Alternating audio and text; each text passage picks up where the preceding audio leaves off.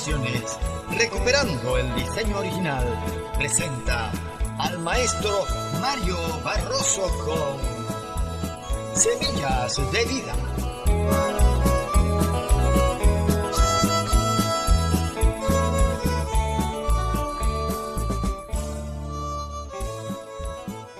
Saludos y bendiciones a los amantes de la palabra de Dios. Continuamos el estudio del libro de Apocalipsis, la revelación de Dios para los hombres, y hoy estaremos entregando la enseñanza número 33. Estamos estudiando las 7 cartas enviadas a las 7 iglesias que estaban en Asia, en esta provincia romana a la que se le puso por nombre Asia. Y en esta oportunidad vamos a continuar con el estudio de la carta enviada a la iglesia de Sardis. Ya hemos visto la historia de la ciudad, cómo la iglesia pues comenzó a parecerse también a la ciudad, y esto lo hemos estado analizando en los versículos 1 al 6 del capítulo 3 de Apocalipsis. Vamos a continuar entonces haciendo un estudio acerca de esto, y les invito a que lean conmigo el versículo 1 de este capítulo 3. Y allí vamos a poner un título a esta lectura: Sardis, una iglesia sin vida.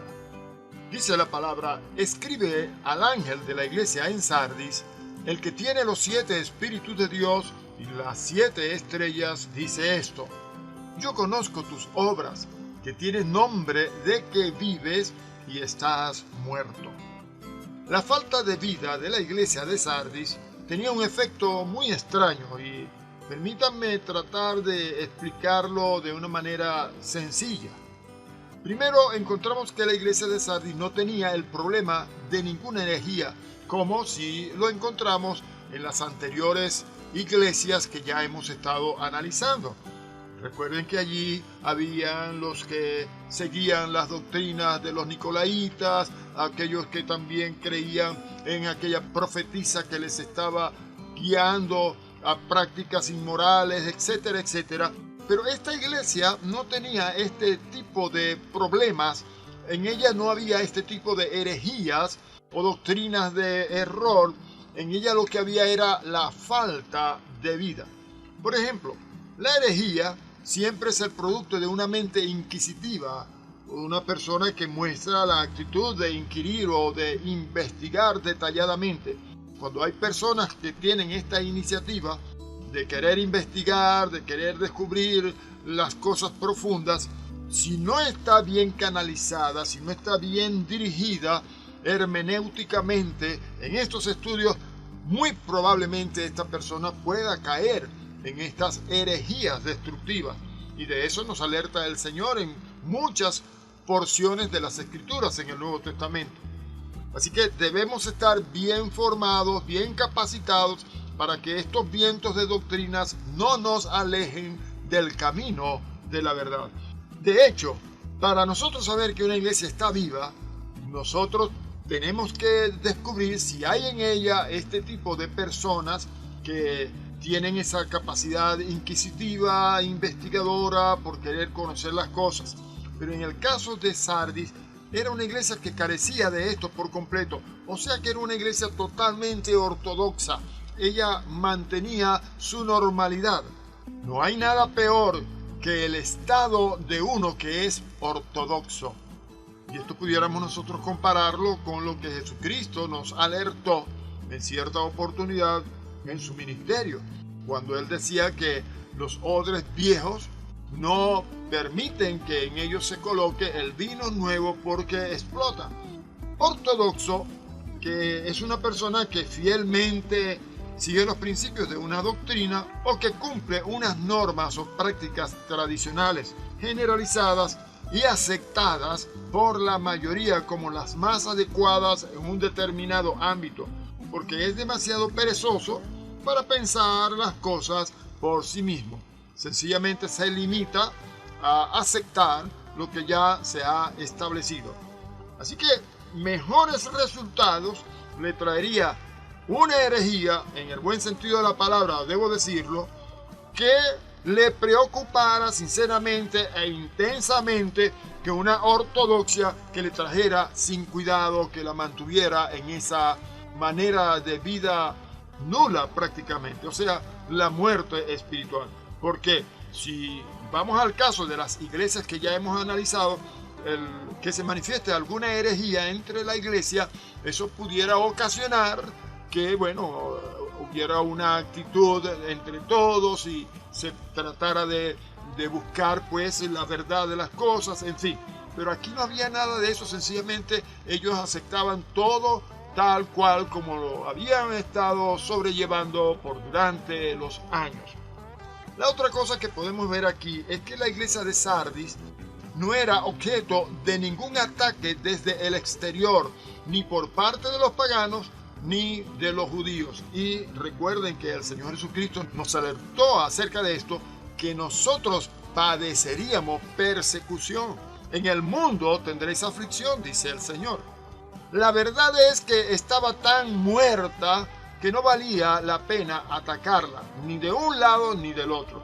Las epístolas pastorales describen a los que se habían desviado de la fe verdadera, pretendiendo tener una forma de piedad, pero mostrando que no tenía ninguna eficacia.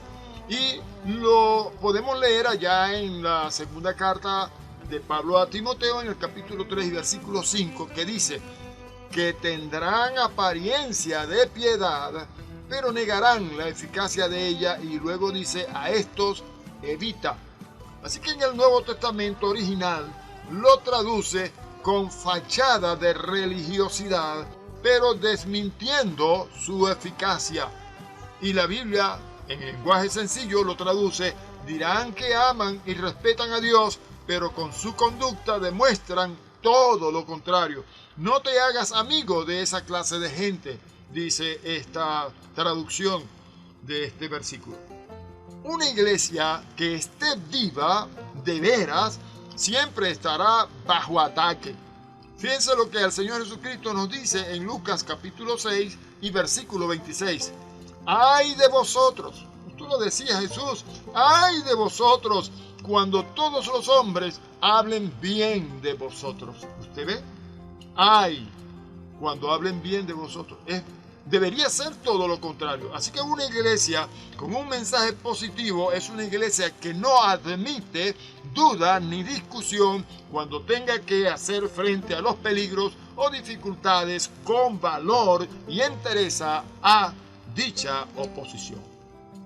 Una iglesia que esté tan aletargada, que deje de producir una herejía, o sea, que haya entre ellos pues discordias por alguna doctrina en la que se quiera discutir, etcétera, etcétera, pudiéramos decir que esa iglesia está mental y espiritualmente muerta. En el mundo tendréis aflicción, y esa aflicción, esos ataques vendrán no solamente del mundo, sino muchas veces dentro de la iglesia, porque como dijo el apóstol Pablo y como nosotros lo leemos en muchas partes de la Biblia, dentro de la iglesia están los lobos rapaces disfrazados como ovejas. Los ministros del diablo disfrazados como ministros de Jesucristo. Así que aletargado es aquel o aquello que experimenta un letargo. Este concepto letargo, por su parte, alude al reposo, la falta de actividad, el entumecimiento, la somnolencia o el adormecimiento. Y una iglesia que sea tan negativa como para dejar de suscitar oposición está muerta en su testimonio de Cristo. Por esta razón, el Señor Jesucristo nos dice en su palabra: en el mundo tendréis aflicción. Y esto es una afirmación tajante que el Señor nos dice. No es que tal vez tendremos aflicción, sino que vamos a tener aflicción. Pero añade: pero confiad, yo he vencido al mundo. Eso lo puede leer usted allá en el Evangelio de Juan, capítulo 16, versículo 33. Vamos a compararlo con lo que Pablo escribe a los Efesios en el capítulo 5 y versículo 14. Por lo cual dice: despiértate, tú que duermes, y levántate de los muertos, y te alumbrará Cristo. Este sería el mensaje propicio para esta iglesia de Sardis, y sería el mensaje propicio para todo aquel que hoy día está en iglesias en donde viven en un letargo, en una especie de muerte tanto mental como espiritual.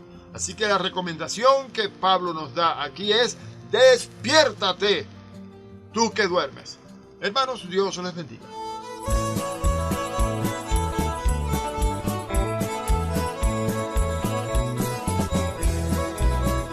Esta serie continuará.